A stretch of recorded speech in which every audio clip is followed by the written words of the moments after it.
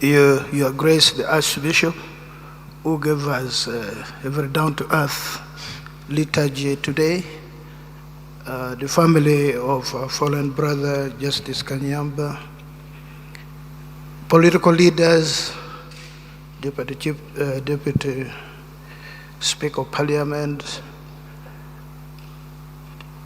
our two retired Right Honorable Prime Ministers, ministers here, judicial officers, ladies and gentlemen.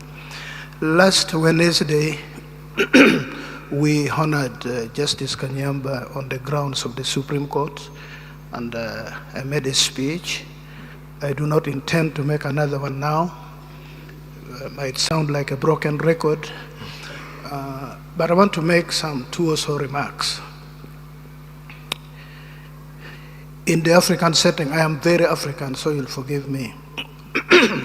In the African setting, when you go to a village and you do not find elders around, or you do not find these children who run naked in the village, not yours in town, in the village, who run naked, then you have reason to worry about the future of that village. The absence of elders means the citizens, the dwellers of that village do not have guidance. And then when you do not have these small children who run with food, matoke, cassava, Ginat's hope, simsimodi, that is pasted in their hand, it means there's no future for that village because there are no inheritors. So today, we both celebrate and mourn the passing on of Justice Kanyeihamba. As an elder, he had a role, and that's why he did very well. He really did very well as an elder. We all know he spoke his mind, was quite candid.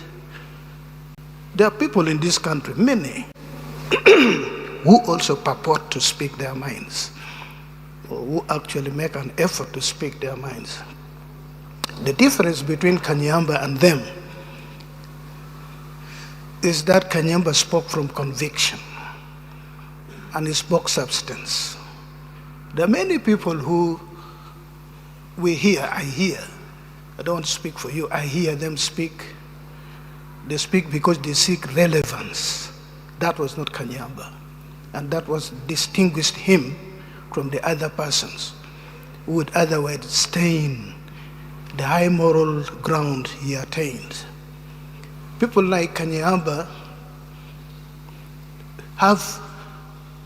do not have in their mind, they have no time for conspiracies. People who speak candidly never stab you from behind.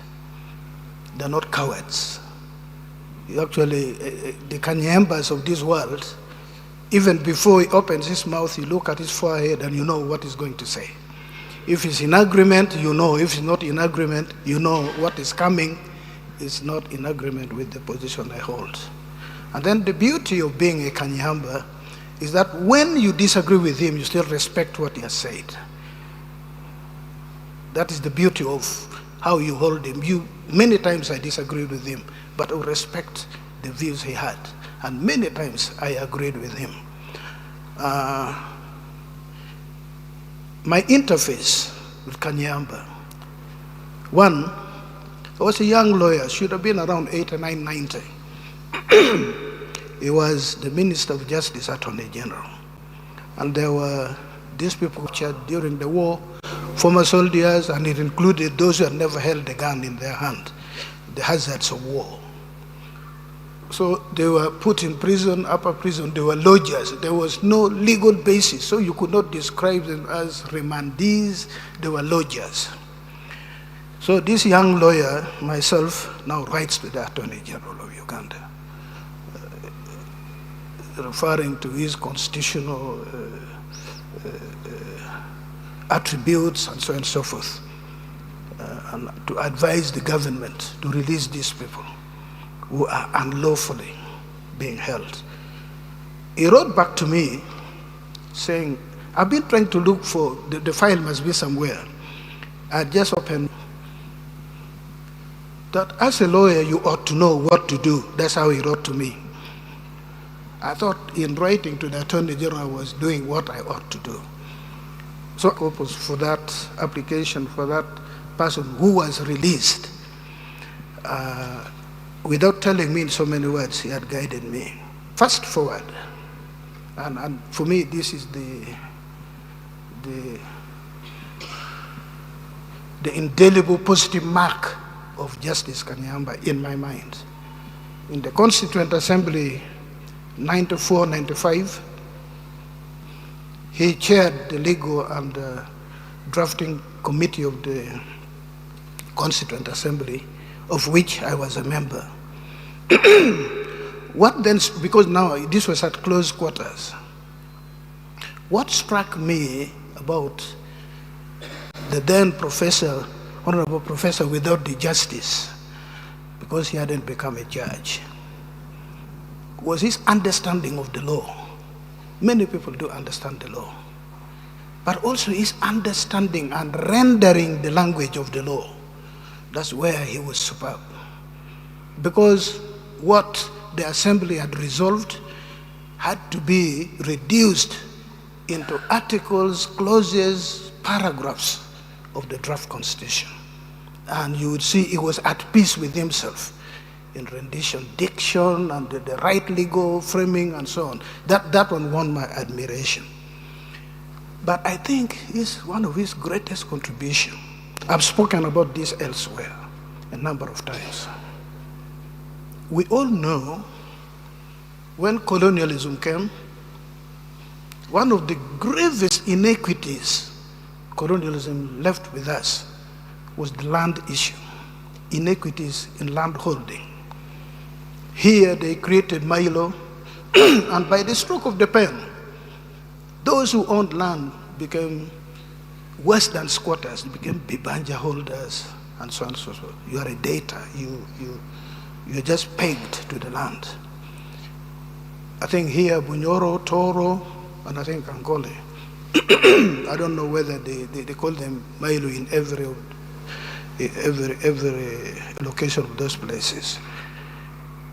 In the greater part of Uganda, land became crown land.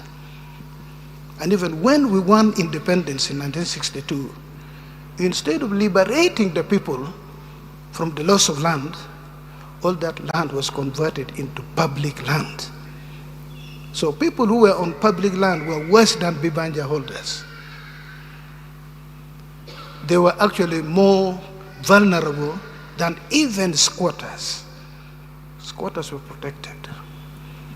The licensees, the people who believed they were staying on ancestral land, could be displaced by anyone from within or from out, paying token and completing, paying token compensation and given 6 months to vacate the land. And it did happen. One of my sworn duty to come to the Constituent Assembly was to fight the iniquities about land. And when I said we should raise customary land tenure at the level of Milo, at the level of Freehold, and liberate the people of Uganda from that bondage, the first two people to immediately agreed in Select Committee 1, where I was chairing the debate on land, was Dr. Okule Park and Professor Kanyeihamba. And the people of this country need to thank the Uganda. Then we recruited Professor Sente Zakajubi and Yuri. So with regard to land, people who were enslaved on public land only got their independence in 1995. Thank to my elder, Professor Kanyeihamba. So I thought I would make this remark, and again, Your Grace, you make two of us, maybe we are more. This practice of chief mourner, in my Acholi tradition, The chief mourner is the brother of my mother, the one to whom you have to account for my death. Really explain. That tells you the strong string of linkages between maternity and the society where you belong. So I agree. Who loses a dead person more than his grandchildren, more than his spouse, more than his children? These are the chief mourners. The ones, especially the grandchildren, they will only read much later what their granddad was or what their grandmom was. So I am with you on this. Let us not pick practices which have no basis and just say chief mourner. Even when I've shed no tears at all, I must be a chief mourner. That's not understandable. So otherwise, thank you so much for this. We've come to both thank God for Justice Professor Kanyeihamba, and also mourn because Uganda's lost. People like the Kanyeihambas are necessary in society because they sober society. They sober the governance of each country or each society. Those who think the Kanyeihambas